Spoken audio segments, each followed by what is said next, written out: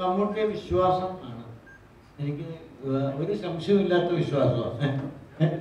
അതെ, കാരണം ഞാൻ അനുഭവം കൊണ്ട് പഠിച്ചൊരു മനുഷ്യൻ. അതായത് 20-ാം നൂറ്റാണ്ട് എന്നിട്ട് സിനിമ കഴിഞ്ഞിട്ടാണ് CBI ഉണ്ടാവുന്നത്. CBI ഞാൻ ആദ്യം എഴുതിയത് ഒരു പോലീസുകാരൻ്റെ കഥയായിരുന്നു. കഥയെല്ലാം ഞാൻ മമ്മൂട്ടിയെ പറഞ്ഞു കേൾപ്പിച്ചു. പുള്ളി വളരെ നിശബ്ദമായിട്ട് കഥയെല്ലാം കേട്ടതിന് ശേഷം ലാസ്റ്റ് ഒരു നല്ല കഥയാണ്, പക്ഷെ പോലീസ് വേണ്ട. ഞാൻ പോലീസില്ലാതെ എങ്ങനെ ഒരു കുറ്റാന്വേഷണം? സ്വാമി, ഞാൻ ആവനാഴി എന്ന് പറഞ്ഞൊരു സിനിമ ചെയ്തിരിക്കുക. അതിൽ മാവൂർ മാസ്റ്ററുടെ അമ്പ് മുഴുവനുണ്ട് അതിൽ. അതിൻ്റെ മുകളിൽ സ്വാമി ട്രൈ ചെയ്താൽ നടക്കില്ല. അപ്പം ഞാൻ എന്ത് ചെയ്യും? ഞാൻ CBI അന്ന് എനിക്ക് ശരിക്കും പറഞ്ഞാൽ CBIയുടെ ഫുൾ ഫോം പോലും അറിയും. CBI താൻ ആലോചിക്കും, ഞാൻ ആലോചിക്കും. ഇവരെ റൈറ്റർ, ഇവരെ ക്രിയേറ്റർ, പിന്നെ പോകും.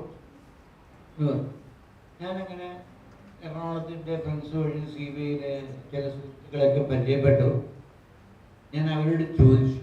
അപ്പോൾ അവരെന്നോട് ഒരു 4-5 റൗണ്ട് ഡിസ്കഷനിൽ CBIയുടെ മോഡസ് ഓപ്പറൻഡി, ഇത് CBIയുടെ തത്വങ്ങൾ, CBI ഏതിലാണ്, എങ്ങനെയാണ് ഒരു ഇൻവെസ്റ്റിഗേഷൻ തുടങ്ങുന്നതും അവസാനിക്കുന്നതും എല്ലാ കാര്യങ്ങളെക്കുറിച്ചും ഒരു ധാരണ എനിക്ക് ഉണ്ടാക്കി തന്നു. അത് കേട്ടപ്പോൾ ഐ വാസ് എക്സൈറ്റഡ്.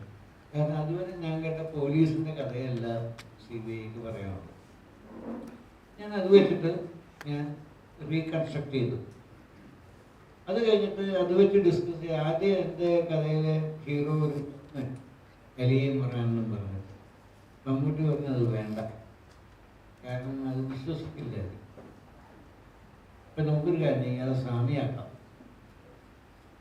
ശരി, സ്വാമിയാക്കാന്നൊക്കെ പറഞ്ഞാൽ പുള്ളി എൻ്റെ മുമ്പിൽ അത് പറയുന്ന രീതി കേട്ടാൽ നമുക്ക് അന്തം വിട്ട് വിശ്വസിക്കുക. അതുപോലെ പുള്ളി എന്നെ പറഞ്ഞ് കണ്ടു.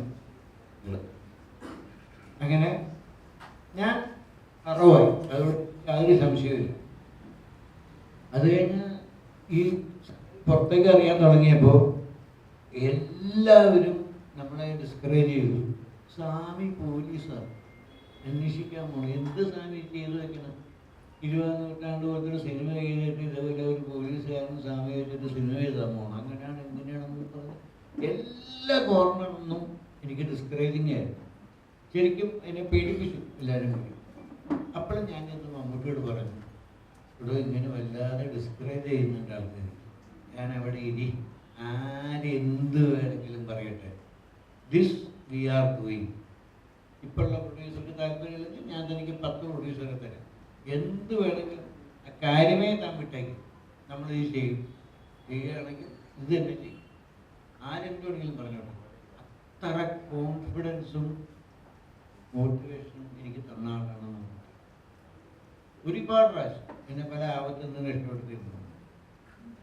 അങ്ങനെ ഒരാൾ പറഞ്ഞാൽ ഞാൻ ചെയ്യും, ഞാൻ വിശ്വസിച്ച് ഞാൻ ചെയ്തു.